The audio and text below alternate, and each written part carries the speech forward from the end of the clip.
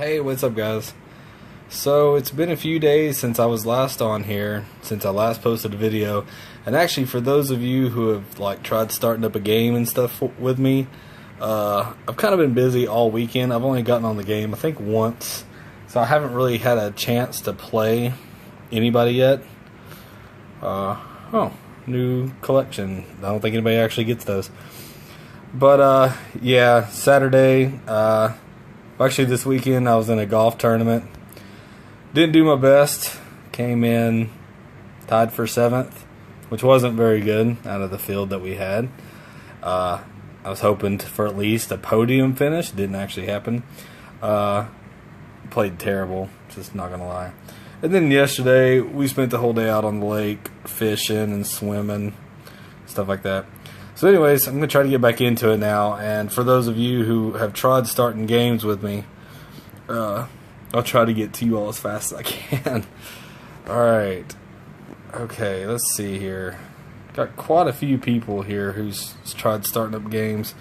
We won't worry about that right now. Actually, I've had a few people ask me just to give a look at just the lineup, so that's all I'm going to do today. Well, maybe later on tonight I'll record some pictures and stuff like that. But right now, just going to do a short little quick video and just show the team that I have now. And maybe we'll update this every few weeks or so.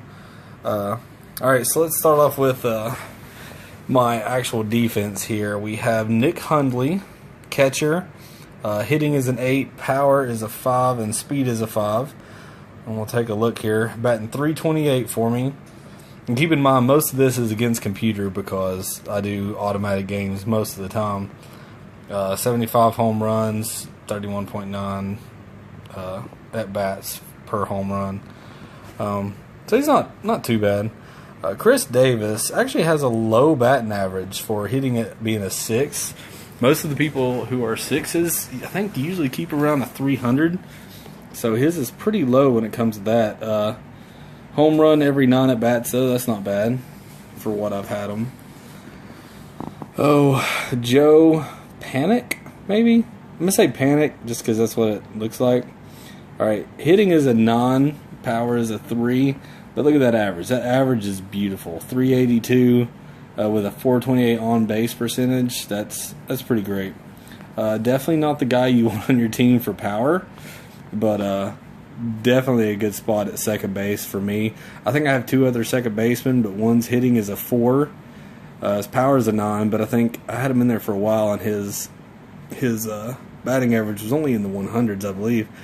Then the other guy was kind of a good mix of both, but that hitting is a 9. I couldn't really pass that up. To me, that's more important than power. Then we got Jimmy here at third. He's not bad. 304, 358. Home run every 42 at bats. Nothing spectacular, but he's been a good third baseman so far. Here's Troy Tulowitzki. Yeah, we won't worry about that. 292, home run every 25 at bats. That's not bad. Like I said before, he was actually my cleanup hitter for a good long while, and that was even with J.D. Martinez there too, whose power is a 9 and hitting is a 7, I believe.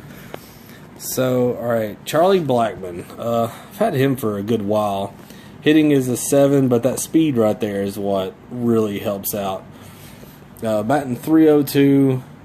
He's had almost 2,000 hits for me.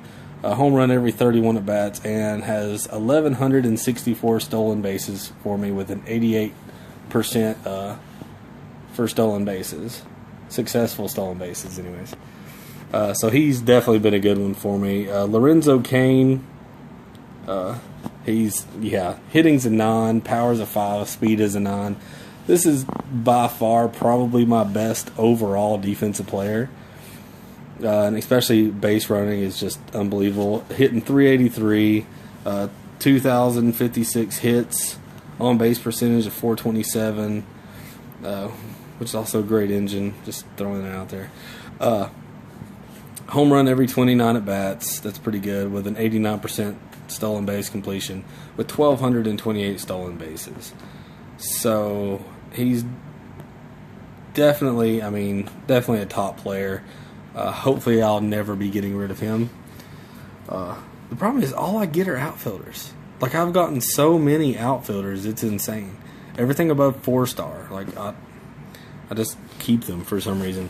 All right, JD Martinez. This is actually the first 5-star player I ever got. And actually I got him, I think, 30 games in. And, you know, I'm sure y'all have seen it, but I played over 2,000 games. Oh, crap. Let's get back to him. There he is. Okay. So I played over 2,000 games, and he has played in 1,989 of those games. So about 40 games in.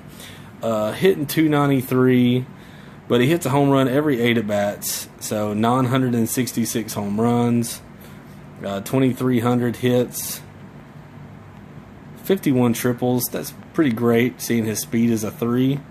That's really good. He's got 2 stolen bases for me. Never been caught stealing. That's impressive.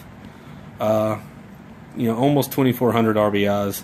So he's definitely been, well, probably my second best player on the team. And then Corey Dickerson. He's actually been with me for a long time too. Yeah, 1,763 games with a 301 average, home run every 24 at-bats, 356 on base percentage. He's actually one of my top players. I know they only got him listed as a 4-star, but his hitting is a 7 and power is a 6, and he's been a great DH. Like, can't really complain. I've had other people come on that's technically ranked better than him, but he's held true. He's been consistent, so I can't really push him off. Of course, here's my substitutes. I keep rookie Mock Trout there just because his speed is a 9. So in a late game situation, if I need to put someone in to pinch run, he's the guy that I go to. And then of course I got, if I need a late game miracle where I need a home run, I'll put Montero in, or if I just need a decent overall, I'll put Reddick in. He actually did really well for me when he was in, so that's why I've left him. Got some inactives. Yeah, here's my 2 second basemen. Devin Travis was actually listed over Panik, who I have in now. But I don't know. I didn't even bother giving it a shot. And then the rest of these, I don't really need to look at. All right, let's go to the pitching staff here. Okay, here's where my team really, really picked up speed quick. Because Steven Strasburg was the first 5-star pitcher that I got. And I got him within the first week that I got the game. Like, he's been here for a long time. So, he's played in 400 games. So, he's been here pretty much, I would say the first week. Yeah. 182 wins, 104 losses. Those 104 losses, though, came when I had a lot of 3-star hitters on my team. And it really probably shouldn't have lost that many games. So, but a 4.11 ERA. Yeah, we don't really go through the rest of it there, but so he's been pretty good. Rich Hill was the second 5-star that I got, and he's 165 and 93, but 4.5 ERA. I mean, he's been all right, but I think what it is that fastball and that curveball makes him so easy to hit. It's not even funny. It's kind of sad, actually. In my opinion, one of the worst 5-star pitchers that I've seen, I think. I hate saying that, but it's true. He is. Then, of course, Jacob DeGrom here. He is by far my ace. Got a lot of junk. He's 141 and 62, so great winning percentage. 3.6 ERA. So he's been great so far. Against live players and against computer, he does really well.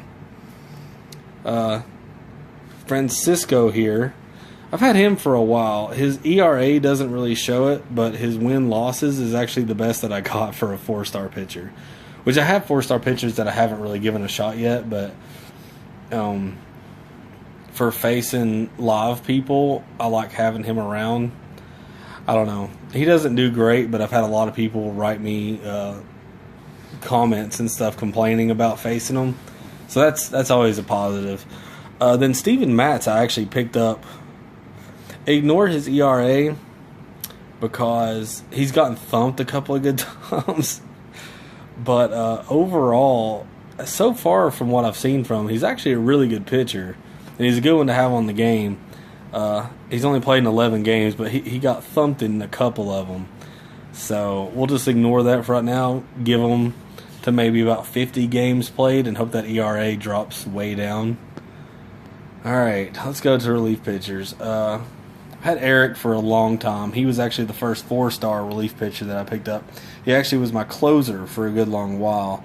Sorry, this video's been a lot longer than what I thought it was going to be, so I'm trying to hurry it up now. Andrew Miller is the one who replaced Eric at my closer there for a long time. But, you know, he obviously got replaced by Koji down there because, yeah, in my opinion, he's pretty amazing. Got AJ, got Houston Street. Houston Street's arm is only a 6, but when I face live players, I like switching from like a Strasburg, whose arm is a 9, back down to Houston Street, whose arm is a 6, and it kind of throws them up for a hitter or two, or even Eric right there. And then I'll bring in Koji to finish it off, arm back up at a 9 with Stuff as a 9. And it usually does the trick, so I'll probably stick with that. Let's see here. Yeah, I got quite a few guys here that are locked that are 4 stars. Just to give them a shot maybe sometime. Like most of them, I haven't even put them in a game yet, but I keep them around. I don't like getting rid of people if I don't have to. I like hanging on to them as long as I can, just in case I use them for a trade.